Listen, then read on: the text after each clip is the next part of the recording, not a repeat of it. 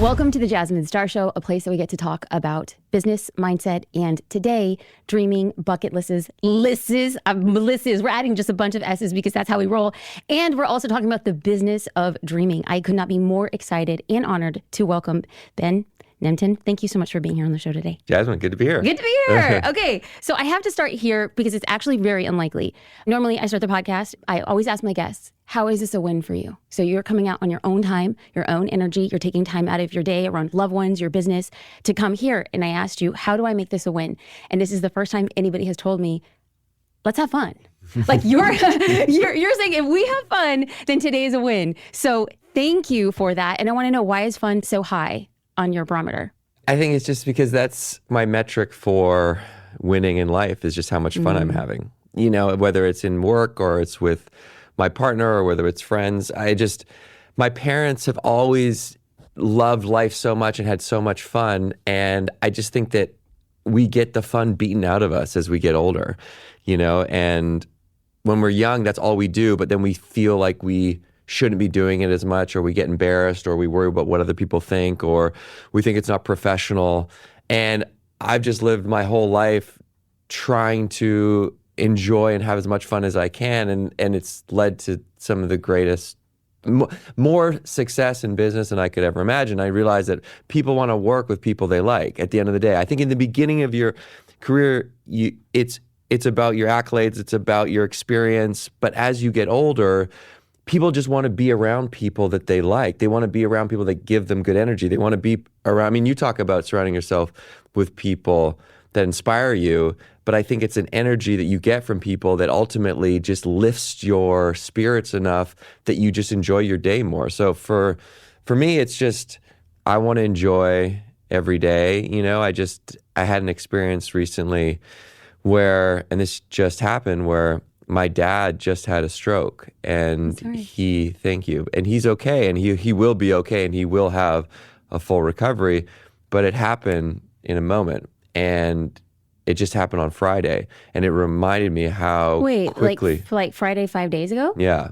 Oh my gosh. Yeah, and it reminded me how quickly things can change, how easy it is to take things for granted, and really what's important, which is, you know, relationships with loved ones, and not letting the days just zip by and whip by because you're too busy, you know, and forgetting about what's important. So I think, like, what else do we have other than enjoying our time that we have? Because that's our most precious commodity is our time. So, you know, that was a really powerful reminder for me. I'm going to put a pin in that and then loop back to that because I like to have disparate points. And then at the end, I know it's a great episode when we are able to bring them all together. So before we start there, we're going to get into what has made you so successful and why you said when I was having the most fun, that's when I found the greatest amount of success. And there's a really unique story behind that. But you and I are in an elevator. We're going down 4 floors. And like, oh, what do you do? What do you tell me?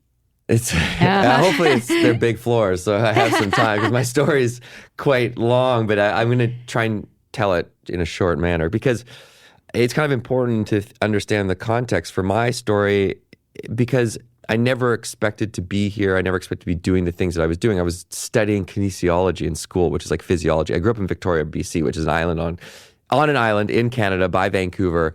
And I played a lot of sports. I really was trying to, actually, I just achieved one of my biggest dreams, which was I was going to the World Cup. I was playing for the under-19 national rugby team. And on the west coast of Canada, that's a huge deal. It's like football in the South. Okay. This is where the national team trains. Rugby is a big sport in Canada. I always say it's like the 3rd biggest sport behind hockey and hockey. So it's like, and I just always wanted to succeed. I put a lot of pressure on myself to succeed. So I had an academic scholarship to a great school. I was on the national rugby team, and I was training for the World Cup. 3 months earlier, I had missed a game-winning kick in our championship game in high school. And that pressure that I felt to not mess up again at the World Cup, you know, don't blow this opportunity. I'd think about it at night. I started losing sleep. Can you pause there for a second? Yeah. There's one thing that you'd said is like, don't blow this opportunity. Yeah. And so I want to highlight that because there are some things that hit me very clearly. And I just wanted to pause there because somebody right now is watching or listening and they're feeling that same emotion. Like, don't mess this up now. And for them, it might not be a game-winning kick. It could be another business. It could be a different relationship. It could be a conversation. And so I want to actually go through your arc, but I want them to put themselves in it. So there's this time where you are now going to national championships and you're telling yourself, don't blow this opportunity. Take us there. At that time in my life, it was my whole world, right? I didn't have the life experience to understand the long game, right? I thought it was a sprint, not a marathon. Now I understand that it's the opposite, right? Like every moment is an opportunity for growth, and it's an opportunity to learn, and it's not the end all be all. So in that moment when I was 19 years old, this was my entire world. That's why I put so much pressure on myself. I didn't have the life experience to understand that there was more to come. And so that meant I put so much pressure on myself, and that meant that it meant everything to me. I was over-indexed. I was overweighting that part of my life. And it was really becoming my identity. And what I would realize later is that I was actually living the dream, but it wasn't my dream. I was living this life that I thought I should live because it's what I thought was what it meant to be successful. But really, I wasn't listening to my true, authentic self. So at that time, I didn't know that. I didn't have the experience. So I started losing sleep. I started to get anxiety, and I started to get depressed because of this pressure, because of losing sleep, because this meant so much to me, and I was so much in my head. And so everything kind of started to slowly go downhill. And this depression stopped me from going to school, and this depression stopped me from going to rugby practice because I was so anxious. I'd miss one practice, and I didn't know how to explain why I missed that practice. And then all of a sudden I'd miss two, and it was a downward spiral. Before I knew it, I couldn't leave my house. I was stuck in my room. So I went from national rugby team, academic scholarship, bunch of friends, to not being able to go for a 15-minute walk. And I had dropped out of school, and I'd lost my scholarship. And ultimately my friends, thank God, kind of rallied and pulled me out of the house to come live with them in a new town for the summer. And only then, as I started to sort of push myself out of this self-contained bubble, I started to get a bit of confidence because I got a job. I started to talk about what I was going through, realized I wasn't alone because my friends had experienced something similar. I started to really meet new kids that were different, and they were inspiring, and they had built businesses, or they had traveled around the world. I realized that they gave me energy, and some people drained energy from me, and I realized I needed to be around people that gave me energy. So I came back from that summer away. I was starting to feel back to myself, and I realized it's necessary for me to surround myself with people that inspire me. There was only one kid that I knew that was inspiring, and I didn't even know him very well. In fact, I didn't know him at all. He was a friend of my sister, and I had met him as an acquaintance, but he was a filmmaker. And I had always secretly wanted to make a movie. And so I just called him up out of the blue, and I said, you make movies, I want to make a movie, let's make a movie. And he said, I was just talking to my friend Dave about something exactly like this. And I said, okay, great, I'll call your older brother, and let's all get together, let's talk about making this film. So the four of us, who weren't really friends, came together and decided to make a documentary about something, anything, we didn't even know. But at that time, one of my friends got assigned a poem in English class called The Buried Life. And The Buried Life was a 175-year-old poem that talked about how the day-to-day buries what we really want to do. And we have these moments in our life when we're inspired to go after that thing, but then life gets in the way. And we're like, that's how we feel. This guy wrote this poem 175 years ago, and he's talking about the exact same feeling that we're feeling. We haven't done any of the things we actually have wanted to do. Why? We talk about it, we never do them. So we said, let's make a list of all of our buried dreams. And then we'll just go out and we'll just try and accomplish as many of them as possible. And every time we cross something off our list, let's help a stranger we meet cross something off their bucket list. So we'll ask strangers this question, what do you want to do before you die? And if we can help them, then we will. So we'll take a 2-week road trip, we'll tackle our bucket list, we'll help other people, we'll make a little movie, we'll show our friends go back to school. So this is back in 2006. So we beg, borrow, and steal to get this. Can I pause? Yeah. Okay. What I heard you say through a beautiful storytelling, but my mind works clearly in frameworks. Because there's somebody who hears this and says like, well, that's great that a 19-year-old kid is having an identity crisis. But I was 22, 23 years old when I had my first bout with depression. I was at UCLA Law School. And for those people who are watching on YouTube, I am in a different studio today. I'm in LA, I'm in Hollywood. So it feels like very much like a full circle moment. And I'm going to repeat back the framework that I heard through the story. When people are feeling in a bad spot and you want to work yourself out through it. And unbeknownst to me, this was actually happening, but I only actually distilled it through what you had just said. Number one, surround yourself with inspiring people. Number two, it requires an act of courage or creativity, because I think in your case, you had to make the courageous decision to do something that really didn't make sense. It's like, I'm going to go and do something I've never done before. Number three, you had action items. For you, it was literally a bucket list, and we're going to help other people do it. But for somebody who's getting off the couch, it is to take a 15-minute walk. It is to send your resume. It's to have a list of action items and then have a clearly defined result. You had said, we are going to make a movie and then we're going back to school. So for all intents and purposes, when you're struggling, you went through these 4 steps. If you have ever encountered depression throughout the rest of your life, and I'm sure we're going to get to that story, do you think that you take these same steps? Yeah. And I think the one that I would add is talk about it, right? So I talked about it with my friends, and then I found a therapist and I started to share. And so what that did was allowed me to process these things that I was going through, learn about myself. I think a lot of times, especially in my life, Kay, when I go through a depression, I've gone through 2 other fairly major depressions, not the depth of the first one, because through the first process, I learned about myself. I started to understand who I was, what I needed. I started to be able to see the signs earlier, so you can kind of avoid the crash before it happens. I had a support system. I found a therapist. But each time, the other consistent thing that I've noticed is that when I go through a hard time, it's because a major part of my life is not in alignment with who I am. Right? So when I told you I was living the dream, but I wasn't living my dream, I didn't know who I was or what I wanted at that time in my life. And my bucket list was the first time that I had written down or even thought about or declared the things that I wanted. It was a list of the things that gave me energy, that I was excited about. So instead of thinking, I was feeling. I was following feelings. What ignites my soul? What are the things that give me energy? What are the things that make me feel more alive? What are the things that would just be fun to do? And with a group of people who also felt that way, who inspired me to think big, who created accountability so that I didn't not do those things. Because when I didn't feel like I could do it, they were like, we can do it. And so the other moments in my life when I felt these bouts of depression, it was when a relationship wasn't right. It was inauthentic. I started a production company, I told you, with these same guys. And for 3 years we built it, and we finally got investment and everything was happening. I was like, I hate this. Like, I don't like the work I do every day. So a huge part of my life was inauthentic. I was doing a job 10 hours a day that I actually didn't love, even though I thought this was the logical thing for me to do because we had made a TV show.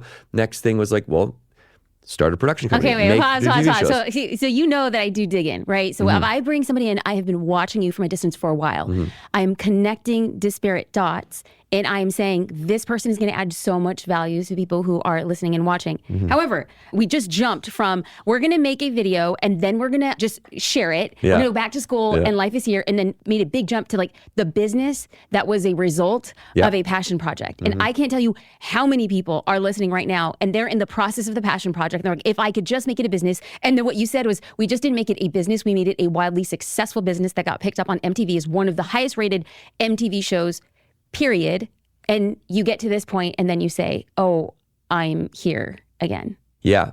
So as I said in the beginning, it's a long story. No, this is great. So basically what I'll do is I'll fill in the dots and you jump in. Okay. And at any point. Okay. So we decided in that very first tour, before the TV show, the book, before we moved to LA, before any of the list items have been crossed off, that we were just going to go and just try and do as many of these wild dreams as possible in 2 weeks and then help other people. That was it. 2-week road trip. We hit the road. We literally just scraped this tour together. We bore an RV. We got a camera on eBay. We throw parties in Victoria to raise money so we could pay for gas. We have no money. We worked 2 jobs. I was working as a beer rep at the time. I was cold calling companies pretending we had a production company so that we could get sponsors for this film. that we hadn't made, the production company that we didn't have, so that we could actually just raise $7,000 through 4 people by working a job, by getting sponsors, in-kind sponsorship to make this happen. We hit the road, okay? What we didn't expect is that people would hear about this road trip and they would want to help. So strangers saw us on the news. By the way, this is pre-social media, 2006. So this is like before influencers, before things went viral. Facebook was still in schools. Twitter just started. YouTube just getting going.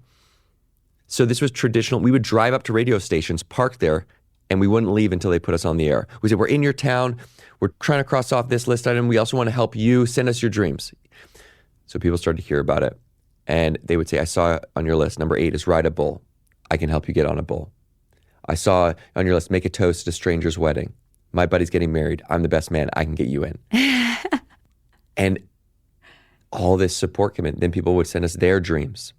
Always dreamed of singing a duet with Beyonce. Always dreamed of flying a fighter jet. Always dreamed of hiking Machu Picchu. So we did not expect this response. We were overwhelmed. It was national news around the world, all these people. So we come back from that 2-week road trip and we're like, oh my God, we have to keep doing this. Go back to school, raise more money through sponsors. We got Levi's on board. We got Palm Pilot on board, right? Palm Pilot. Wow. It's like next up we got the rotary phone. Throwback. That's right. Okay.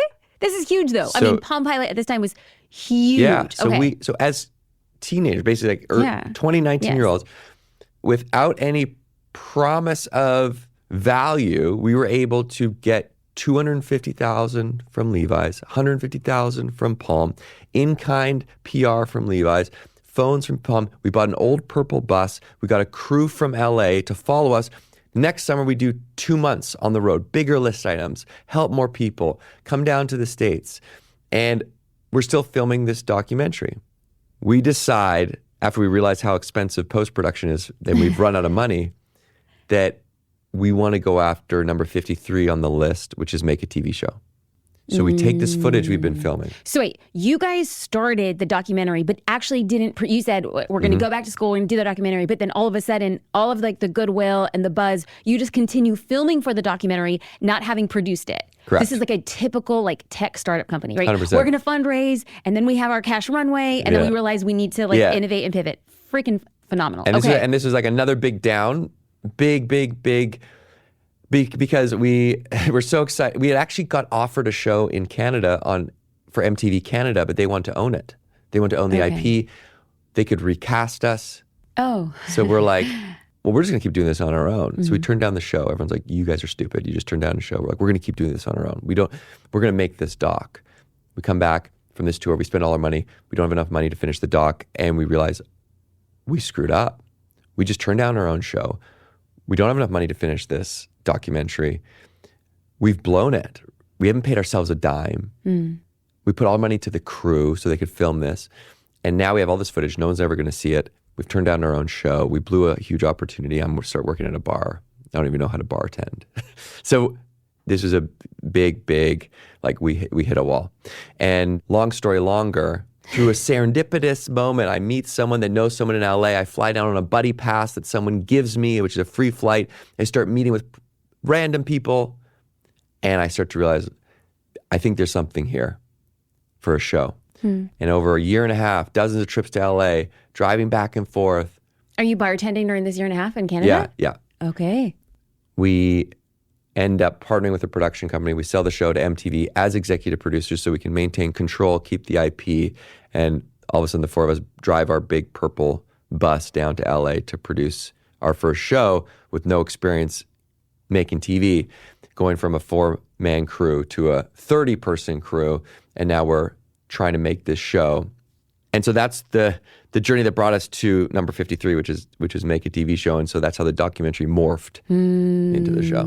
Of the 4 of y'all, were you the most kind of like business savvy? Were you the... I would say my role was like the producer. Like I was the one that was out kind of trying to make all these things happen and connect the dots. Okay. Duncan had a great business head. And then Johnny was like the heart, and Dave was the people person. So we all played this role that really, if you think about it as a business. Co-founders. it really worked. And so Okay, so then you guys get the show, Yeah. and for all intents and purposes, you happily scratch off number 3, and you're expecting the ecstasy of saying, another one off the list, guys, and then you get into it, and you're like, well, now we're in the bucket. It was the bucket list, now we're here. So we do the show, and actually the show is amazing, and then it finishes. And that's when we start a production company, because we're like, well, let's make more shows. And that's when I realized Got it. the business of production was not something that I loved, and I started to feel this. And so then did you go through that same kind of 5-step process? It's just surround yourself by people. Yeah, I Make it started talking courageous. about it. I had the support system, and I knew that I think I need to change. Like, I think there's something in my life. Like, my body is telling me that something's not right. That's what the anxiety is. That's what this feeling of depression is.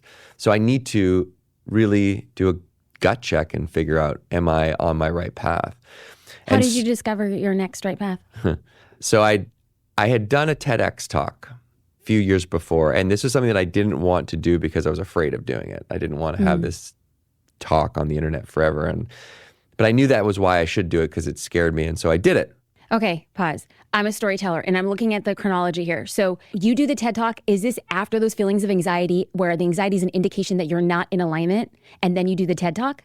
This is about the same time, Okay. So we did a show and a book, and I got invited to do a TED Talk, and at that time we're doing the production company.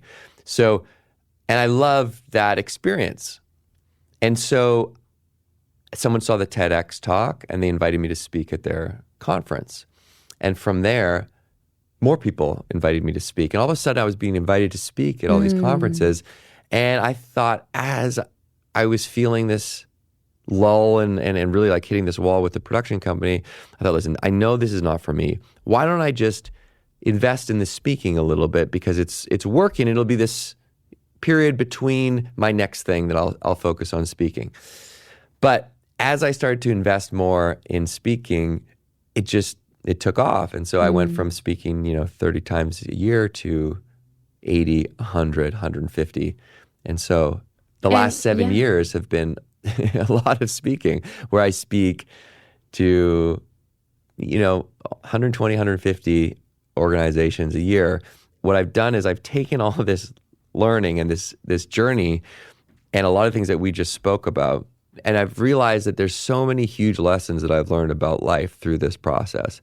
And a lot of it is around the importance of being your true self, and the importance of following those things in your life that light you up, right? The things that bring you a sense of purpose, because that is the quickest way to growth. The quickest way to growth is through the pursuit of purpose, because you're 7 times more likely to overcome a challenge if you come back to why am I doing this instead of how. And I'm hoping people can rethink a bucket list to think about all categories of their life, not just travel and adventure like skydive and bungee jump, but relationships, creative goals, mental health goals, physical health goals. How do you want to give back? To create a map of all the things that bring you that sense of purpose, so that you don't forget about those things and they don't get buried by the day-to-day. Because as I told you, this poem written 175 years ago that talked about the same feeling that ultimately is the human condition, that life gets in the way of these things. They get buried by the day-to-day. But the irony is that if we don't do those things, those are the regrets we have at the end of our life. Because 76% of people on their deathbed, their biggest regret in their entire life is, I wish I would have lived for me.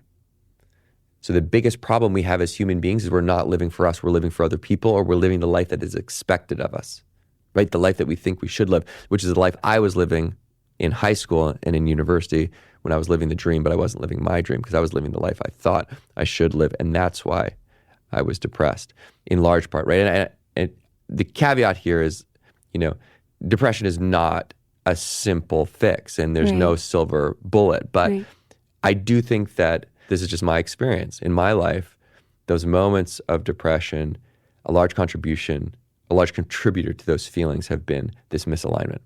And so this idea that, okay, these regrets we have, things like telling people how you really feel, right? I wish I would have lived for me. I wish I wouldn't work so hard. These are some of the top 5 regrets. But we're not thinking about these things in our day-to-day because there's no deadlines for these goals. And there's deadlines for everything else in our life. And so we continually push these important things, relationships. I wish I would have stayed in contact with friends is a top regret of the dying.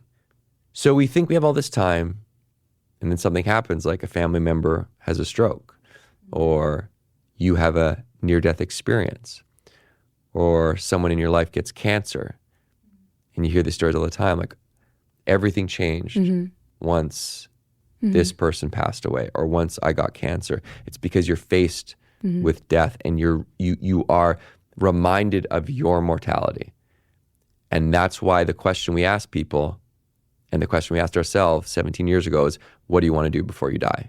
Because death was the only thing that shook us enough to realize what was important. And we don't keep death close enough in our life. We don't internalize the fact that every second that goes by, we will never have back. And ultimately, there's this clock that is ticking that we can't see that will expire. And you could look at that and say, that's depressing. I don't want to look at that. That's scary. And it is a little bit, but it's more liberating. Right. Because it puts things in perspective and it shows you, if you look through that filter, what's important in your life. And that's how you need to live. And it's very difficult to live every day like that. Right. And it doesn't mean that you quit your job and you just jump in an RV with your friends for 10 years, crossing things off your list. But what it does mean, I believe, is that you need to take time to think about what those things are in your life and write them down so they're not thoughts and they become real, and talk about them so you build accountability. You don't forget about them. You have people keeping you accountable, and you take action instead of waiting to feel inspired to take action. And you create action through movement by creating momentum, and you move through the fear that should not stop you, which is the fear of what other people think, or this fear of failure, which is the number one thing that stops people from achieving or going after their dreams, is the fear of failure or the fear of what other people think. How about this? I want to go in 3 different directions. You pick what you believe is guiding you to the thing we should talk about. Okay. Because I'm such a storyteller, people are looking that you had essentially built this really successful business with 3 other guys. Who were your friends? People like you really loved, appreciated. And so then you start being called to speak professionally. And so there's like a shift in that relationship. So what is the conversations that you're having with that? What is the exit plan for that in like a business term? Also, I had heard you speak, I believe you called it like an action bias or something along those lines. It's like, I think that people who are listening here, they see you and hear you take action towards something, and action builds action, but it's that first one. So like, what are advice frameworks for us moving to that? And what are practical ways to keep death close? Yeah. So, I mean, I'm I know I'm I'm gonna answer all of them. Okay. First, we had this now company, right, with my 3 friends. And I think this is really important because from my experience, from seeing friends go through this, there's oftentimes a 7-year cycle with relationships, okay? Romantic relationships, with businesses. I feel like I pivot every 6 or 7 years. Yeah. Or pivot not in a change direction, but like I have to add something because I'm in a place of stasis. So this is like science. I believe it is, and I'm going to say something that you can not quote me on, Okay. but I believe that every cell in your body, every 7 years, every cell is completely new. I heard that too. So you're kind of a new person. Yes. So it makes sense that after 7 years, if there's 3 people, everybody is a new person. Chances are that you're going to be going in different directions. And that's okay. That is just the way that humans are wired to grow, right? So they're not necessarily going to grow in the same direction. That's why not all relationships work. So what we did was thankfully, we encouraged everyone to follow their own path, right? So one person wanted to go back to school. He wanted to finish his master's and then his PhD. And we were like, okay, this is hard, but if that's what you want to do, that's the right thing to do. So he left into that. And then there were 3 of us. And so we were open and honest about what we wanted. And ultimately, I had that very tough conversation, which was like, guys, we made it. We're about to get investment, but I don't think I can do this. I'm not the right person to lead this production company. And guess what? One of the other guys said, I really want to do it. Perfect. You take it. We're out. We had to have hard conversations about what that looked like, right, on the back end. But we figured it out, and I started to do this other thing. again, talk with them what feels right. And I think that, and again, I've seen a lot of friends go through this with businesses they start with friends that they weren't intending to be businesses, right? Yeah. They started something for fun. Yes. It hit, and all of a sudden, 5 years later, it's this big business, and they didn't set it up properly to be a business, or they didn't communicate like you should when you're in a business partnership. And I look at business partnerships just like romantic relationships. Like when you're in a relationship with a partner, you know if something's bugging you, you have to talk about it, right? Like this is just what we've been brought up. You have to communicate. Yep. Well, in a business relationship, those small things that are bugging you, if you don't have the experience, you don't really talk about those things. You're like, you know what? Yeah, it's pissing me off, but whatever. I'll just kind of like push it down and continue to charge forward. Well, those little things over time, they add up. And 7 years of those things, you're probably going to have an explosion. So you need to talk about those grievances proactively when you're in a business relationship. But also, it's okay to recycle your career. And this is a great conversation I had with my uncle when I was like, I built this production company with my friends and we put so much time and energy and now it's working. And if I leave, I'm giving all that up. He's like, no, you're not. You're taking what you learned. That's right. And you're pivoting and you're recycling your career. And everyone should recycle their career if they feel called to, because you're taking what you learned and moving to this new thing. And that's what I did. So I just pivoted. And so the takeaways are, talk about the things that are bugging you proactively, or else they're going to bite you down the road. Be honest about what you want and how you're changing, and that's okay. It's okay to leave a relationship. It's okay to end a chapter, right? It's okay to recycle your career. And so that's what we were able to do after, honestly, now at that point, it had been about 10 years, right? Okay, your second question. Yeah, action bias. So how do we take the first thing? Because I heard you speak before that action begets action. Yeah. So how do we get to the place where it's like, it seems like when I look at your career, it's like action, action, action. But that first 1-2 action steps, man, it feels like you're pushing a boulder up a hill. Well, you are. You have to think about like what. Well, you are. Think about, yeah. It's like you think about, I don't think you're pushing a boulder up a hill, but you're pushing a boulder. So like if you think about a boulder and to move it, it takes so much force just to get it moving, because you have to start the momentum. But once it starts to move, it's easier to push. Yes. You've got that momentum. So think about it that way. The first step is always hard. And mainly it's because of the fear. If fear is the biggest thing that stops us, fear of what other people think, fear of failure, you have to look at those two fears. The fear of what other people think. Well, the truth is people just aren't really thinking about you as much as you think they are. Amen. Fear of failure, as long as you have your basic needs met, right? And this is important. So you're not risking your safety or the well-being of your family. Shelter, food, well-being. If those are met, then this fear of failure, it could be ego-driven. So you want to look at like, what is the risk, not the fear? What's at risk? And so if you can list out the risks versus the fears, you can start to really understand what this fear is coming from, and it might not be warranted. You may just not want to look bad. You may just not want to fail.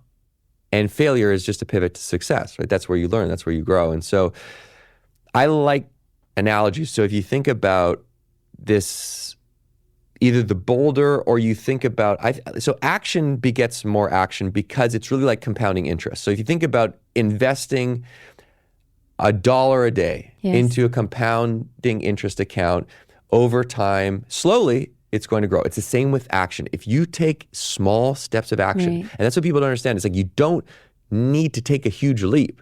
You just need to do the smallest, easiest thing so that you can start that momentum. And when you take those tiny, tiny, easy steps every day, they compound over time. That's what and it eventually, was. The compounding action.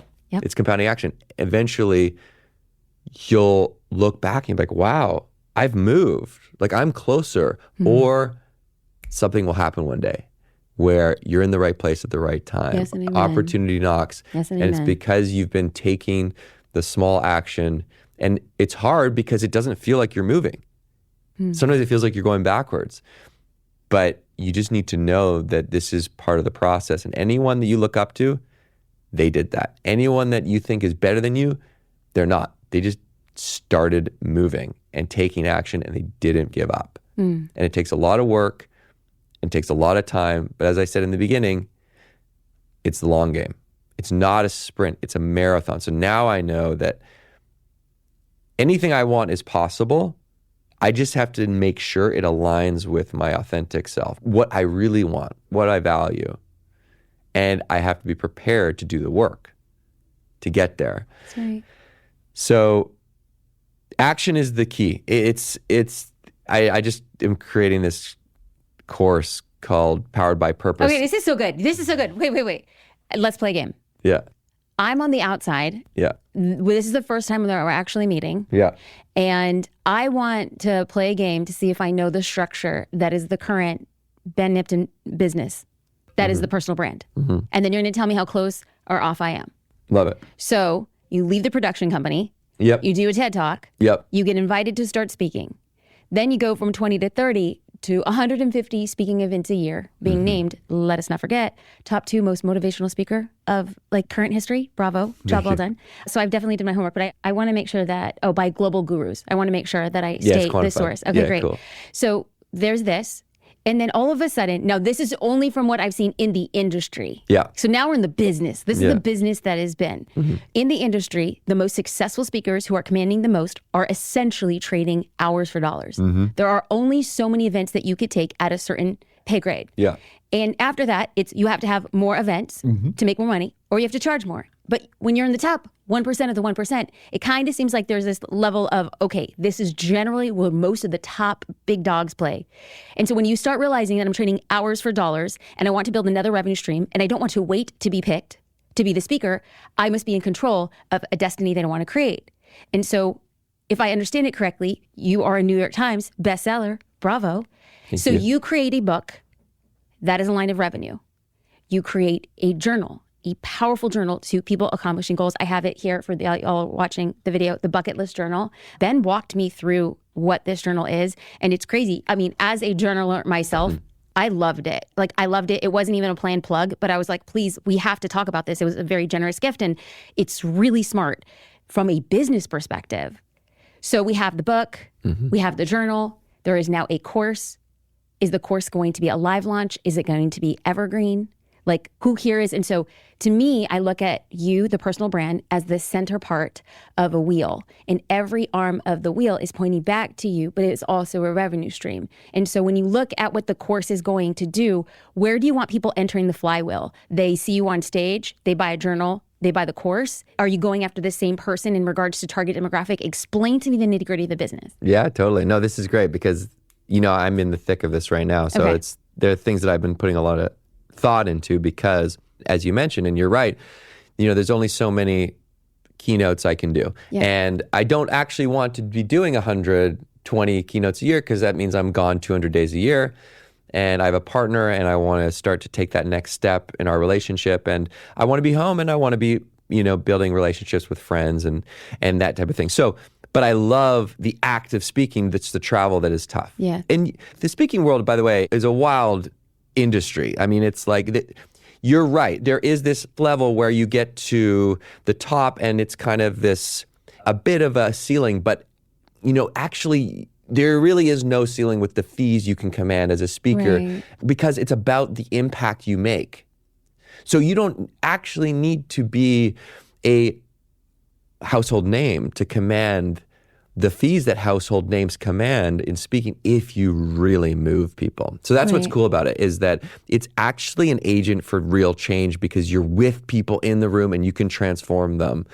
And so that's just, I think a lot of people have a message and it's a great avenue to deliver that message. And there's a lot of places to speak, right? There's associations, there's companies, there's private events, right? I think we see these sort of motivational conferences, but that's like a 1% of the opportunity, right? Yeah. So it is I didn't know about this business. I got into 7 years ago, and you can command 20, 30, 40, 50, 60K a talk, no problem, as you start to move into making that type of impact. So with that being said, I don't want to travel that much. So what's next? Well, you're right.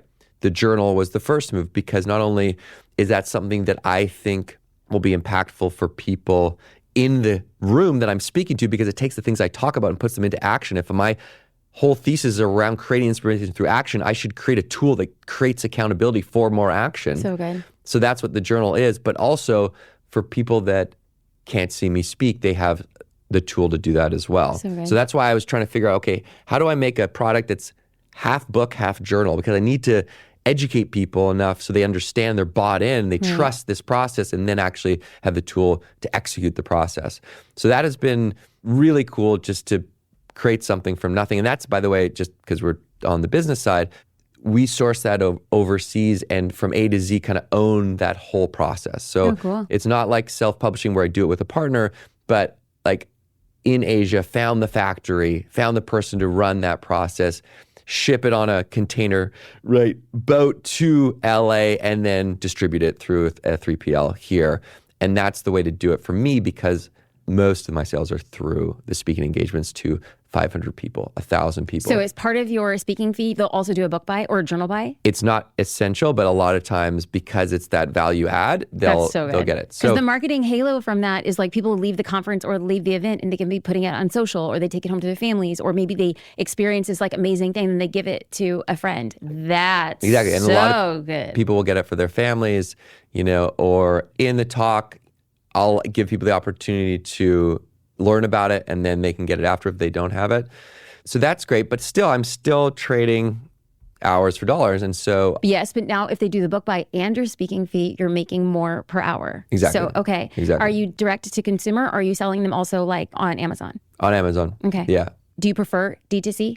Do you want people going to your site and buying the journal? It's funny. So I actually prefer Amazon because it's easier, and I don't actually take too much of a cut. So I do make less, but I sell more. Right. You know what I mean? So because it's one click and Prime, the volume is so much higher, and it outweighs the hit I take by giving that percentage to Amazon. So now I just push everyone to Amazon. Can we brainstorm about why I want you to be D2C specifically when it comes to the course? Because then all of a sudden... So the course, yes. Yeah, but like, just think about this. Like, your LTV, the lifetime value of a follower, somebody who buys from you, can increase tenfold. So let's just say you're on a stage, and instead of saying people QR code to Amazon, or say you find it on Amazon, you put a QR code, they scan it, they go to your shop. Now what you have is all the customer data and information. So somebody who's spending, how much is the journal? More or less? $35. And then on a cart bump up, you're like, would you like to add the book? And if you buy it in the next 15 minutes, it's 50% off. You can bundle, where they're not doing the upsell bundles on Amazon, but specifically you get them into email communication, text message communication. You can create a campaign on social to be like, are you journaling? How's it going? Do you want to take this one step further? And so the ascension model of your product line would likely be journal, book, or inverse. Then you have a funnel to upsell them into the course. So somebody buying a $35 journal could essentially turn into, how much is the course? TBD, but it'll be, let's just say for math's sake, $1,000. Yeah. We're taking a $35 customer and turning them into an $1,100 customer, and that doesn't exist on Amazon. It's true. This is unsolicited advice, but this is what we do. This is what we do. Yeah. Oh, so I do have, so good. because what I do is I do a text opt-in in the keynote, and then that pushes to email to get the resources. So I do have all their information, but it's true, I can't upsell through Amazon. I can't bundle. So when I only had one product, and by the way, my book is owned by a publisher, so it actually doesn't make sense to to bundle that, because it's going to go through them anyways. But the course is another story, and through the course, the journal comes with the course. Oh, that's so good. But related to the course, the other thing that has been a constant kind of pain point is that, like, I show my speaking schedule. I'm like, I'm in Dallas, I'm in Atlanta, I'm in New York, I'm in Orlando, blah, blah. And everyone's like, oh, can I come in Orlando? Can I come? And it's like, sir, you can't, because it's a private event. You can't. No one can come to my talks because they're all corporate private events. So when I was thinking about the course, I was like, okay, what if I include my keynote in this course? And so I built the course to one of the first videos you watch is like a custom 60-minute virtual keynote that energizes people around this idea, just like my in-person keynote does. It starts to educate them on these steps, just like my in-person keynote. And it removes all these, these unconscious bias so people have the mindset. Okay. But then once you watch that, then you start to go through and take the action and build accountability and move through the fear and do the work. And there's a community that starts to create accountability. So every time you take action, you do it in the community and you start to feel that inspiration by taking action. But then you have that group of people that are all going down this road at the same time, because you start at the same time, and you've identified the most important goal in your life and you're moving towards it. And then you're also taking action every day, right, towards that goal, but you're taking action every day towards a better mindset through gratitude, appreciation, and these practices. So whenever I look at an offer that is a course, I'm looking mostly at two things. I'm looking at the transformation and I'm looking at the problem. If I understood it correctly, the transformation, when somebody finishes the course, is they have accomplished a goal. The pain point is they don't know how, or they don't have accountability, or fear is stopping them. Or they don't know what the goal is. They just know they're meant for more. And that's why this framework of breaking down your goals in these different categories, right? And starting to think about these 5 regrets of the dying, which is from Bronnie Ware's book, The Top 5 Regrets of the Dying, and looking at like, okay, how do I reverse engineer my life so I don't die like most people with these regrets, which is heartbreaking. And you start to sort of tease out what are things in my life that would contribute to me having this regret. And how can I take action today to not have that regret? So good. So I think a lot of people feel this nagging like, there's something more for me. Like, I don't know what it is, but I'm just not doing it. I'm not fulfilling the full potential that I have. And I just don't even know what it is. And you just need to start to take action to learn what that thing is, because it's not an intellectual game. It's a feeling. It's an energy, which is what I was saying before. You need to your list is like a testing ground. You're starting to try things to collect data to figure out what gives you energy. And if it gives you energy, you do more of that. And that's the road you go down. And that's, if you step back, that's what people have done to build businesses out of passion, is they just started doing something because they loved it, and it just gave them energy, and they loved it more. And then all of a sudden it started to lead them down this path that they would never have expected, that led them to a business. Yeah, that's right. Or, by the way, it doesn't need to be your business. It doesn't. There's many drawbacks to turning your passion into your business, right? And we can talk about those, but you just need to carve out time to do that thing that energizes you to be who you are, so you can show up at work, so you can show up as a husband, as a daughter, as a mother, as a friend, and ultimately unlock the gifts that only you have. And there's this great quote from Les Brown, who's a famous speaker and thought leader, who says, and it's something like this, but imagine you're on your deathbed. Okay, you're in your last week of life. And on your deathbed, all these ghosts start to come by your side of your bed. And it's the ghosts of the dreams you never acted on, or the ideas you never followed through on, or those gifts that you have that you didn't sort of actualize. All these things that you'd always wanted to do, but you never did. Those ghosts come to your side of your bed and they say, we came to you when you were alive, and only you had the power to bring us to life, and you didn't. And now we come to die with you forever. That is how most people die. And that is why 76% of the population, their biggest regret is, I wish I would have lived for me. Because what those ghosts are your true self. And you regret not living that true expression and unlocking those gifts that you have, that only you have. And I believe you have a responsibility, and we all have a responsibility to act on those, because we are the only ones that possess them. And your purpose is to give those gifts away. And so you don't need to make money off of it. You don't need to be afraid of failing, because if you fail, that's okay. At least you tried. And you don't have to end your life regretting not trying. And you can say on your deathbed, I gave it my all. And it didn't work out the way I wanted or the way I thought, but I learned something about myself, and now I know that at least I tried. And that's all I'm saying, is that you need to take action just to know. If anything, for your future self, it's not about you, it's not about the people around you, it's about your future self, so that you don't have to be in that position. That would be such a heartbreaking moment to realize too late that you fucked up. And I think that it's not as hard as you think to do that. You just need to take that easy step. You just need to enroll people in your life so they support you. Be around people that want you to win and that can keep you accountable. Talk about it so that people can help you, and know that it's a long game. Ooh, you can say that again. So if I follow what I know to be true, is that our impact is somewhat correlative to the value that we bring to somebody. And it doesn't have to be monetary value, but it's just a value that we bring to somebody. Our worth is not determined by our value, but the relationship we build, the legacy that we have. And so when I see your business, and when other people who are watching and listening look at the business that is personal brand, that is speaking, that is product, I can't help but think, oh my God, Ben, you provide so much value for people.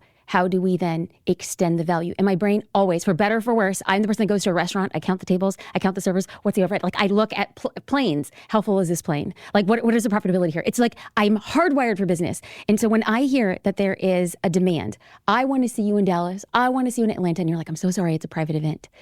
I do think that when you have this community, and they're all about each other, that the community becomes around the mission that is the goal. Less about Ben, but they become very emboldened because you became their leader. And what they want to do is take their online experience into an offline experience. I do think there's an opportunity, not even for you, but for anybody who's watching, is you always think of how can we create layers and more value to more people, because people will actually pay for value. So if they go through the journal, perhaps the book, they get into the course, they are a part of the community, they're staying goals, and then there is a conference that you would be able to broker or negotiate tickets at a discounted rate for your community, but you can bring in 30, 50, 500 people to that event. You then become the broker that is offline, online. The LTV of that customer, because you're getting a percentage of that ticket sale, extends from now what we were talking about, 1,100, well, now it's like 1,600. Now, is there possibilities for you to get your favorite, and this is the stuff you've already done, get Levi's, get the version of Palm Pilot that is today, have them host your events, bring your people together. I think that the business that is you is so wildly untapped, and I'm begging you, spread the value. And this is not just for you, it's for people who are listening, who are building personal brands. Be the connector, create the value. Having said that, we started the conversation around your dad and his very recent stroke.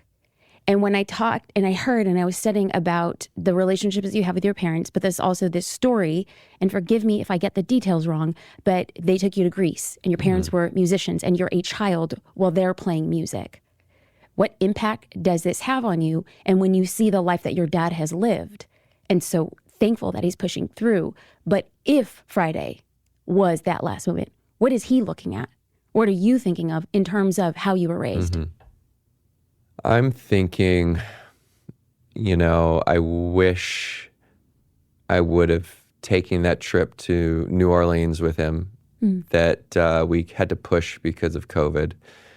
One of his dreams was to go to New Orleans because he's a musician and see the music and, experience it. And I, for his 70th birthdays, gave him, sort of surprised him with this trip with my friend and his dad. We were all going to go together, and just before COVID, and obviously we had to push. And as things opened up, we had another date on the books, and it was just like a little too much travel, and it didn't work out. And I thought, I haven't done that trip with him that was just him and I. And I still plan to do that trip, but that was one of my thoughts was oh no, like I hope I get to do that trip with him. And in hindsight, I probably could have made it happen. I probably could have just made it happen. And my other thought was that he's lived such a full life. He's probably lived more life than most people have lived in 2 lifetimes. Like, he just is so much love around him, and he's brought so many people together through music and laughter. And so he definitely has lived a full life. But that trip, I think, is representative of wanting to spend more quality time with him. And so those are the places where I was going. Thank you for that, like, real life example, because I think that it's easy to look at somebody and be like, you're on a pedestal. You've always made the right decisions. You always say yes to the proverbial trip to New Orleans. And so thank you for sharing this, because I think it's really cool, so that when we do see that trip, if you decide to share it with your dad far or close by, whatever he is able to do, that we get to celebrate you being the embodiment of the example of living a very full life. Where do people go to connect with you by the time the show airs? Congratulations, your course will be out into the ether, blessing and changing lives. Where do they go for all of this? Instagram is the best place. That's just where I'm most active, and that's the platform I like the most. So that's a great spot. And LinkedIn is also a place where I do more long form content. So for those of you guys who are interested, Ben Nemtin on Instagram. Yeah. And let's give a shout out to your website, because if people would like, and this is what I'm going to push hard. Yeah. People be so annoyed with me. I know. Buy the journal on his website so that the advice that I'm sharing with him can follow you on the interwebs. You can go through the course and the book, and perhaps one day be able to meet Ben at an event that he is hosting that's fully sponsored by the fanciest brands out there, around people who want to change their life. Ben, thank you for blessing us being here at the Jasmine Star Show. I appreciate you. Thank you so much. Yeah, I'm so excited to have people experience, this course, because the keynote is something that I believe in so much, and I know that it works. And so to give people the opportunity to experience that, and then also supplement that with that action and the community. That's right. And my goal is that the community that's actually the X factor, where it's the supportive place where you feel buoyed to go after those things in your life that you love. And if you fail, it's okay, because you're in this space where you're going to continue to be pushed forward. That's right.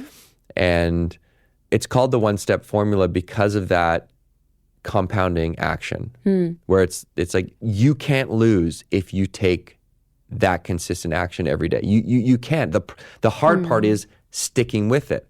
And so that's why the accountability is key, and creating that flywheel so that you just stay in movement. And if you do that, you're going to win. Okay, so where do they go to find it? Or what's your website? bennemtin.com. That's beautiful.